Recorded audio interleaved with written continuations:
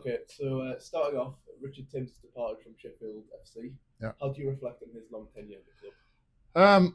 Well, what an achievement from Richard Timms. I mean, from my perspective, without Richard Timms, there's no. And from a lot of people's perspective, without Richard Timms, there's no Sheffield FC.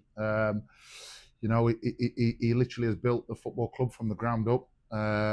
Put Sheffield FC on the map. Told the story.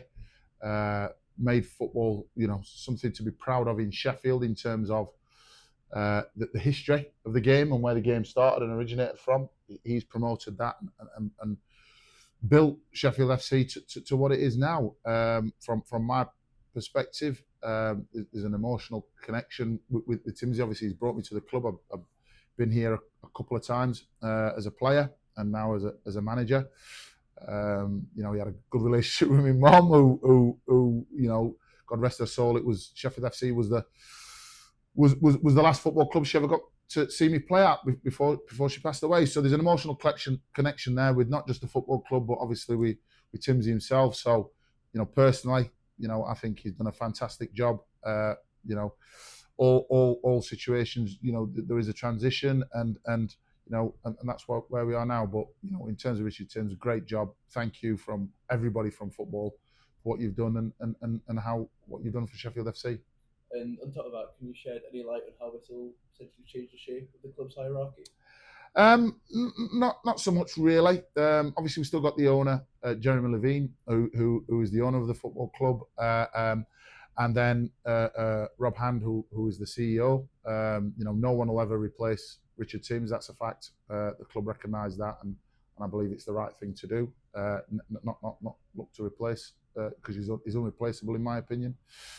So the structure won't really change as much. There might be some shuffling of pieces here and there, lower down the hierarchy in terms of internally, but in terms of the hierarchy of the club, the structure will pretty much sit as you were in terms of where we are. And the club have also decided to extend your own stay at the club. Yeah. How important is it for the future guaranteed? Have your future guaranteed at the club, and will that help with the team's long-term plan?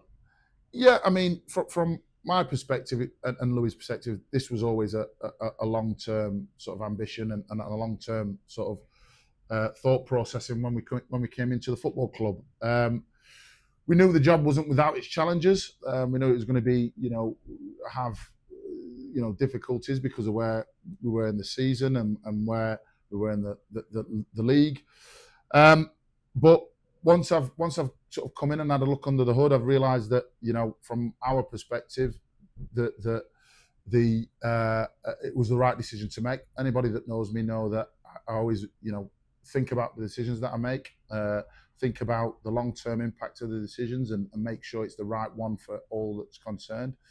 And since coming into the club, that's been the case. And conversations that I've had with the owner, the CEO, have shown that we're all on the same page, and that we've all got the right ambition for the football club with the right ethos and the right drive, and it's just sort of entrenched my commitment really in terms of sort of doing well here and taking the club forward, and that's the key word is taking the club forward. So yeah, I mean, after discussions with Jeremy and Rob, there was a lot of uncertainty around the football club, even in regards to sort of the future and where we were going and the plan and the direction.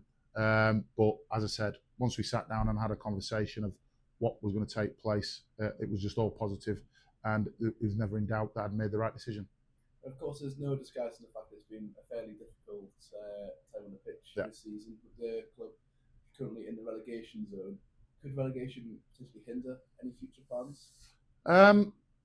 No, I mean, obviously, if we the thought process is whatever league we end up in, the plan is to move forward and be competitive.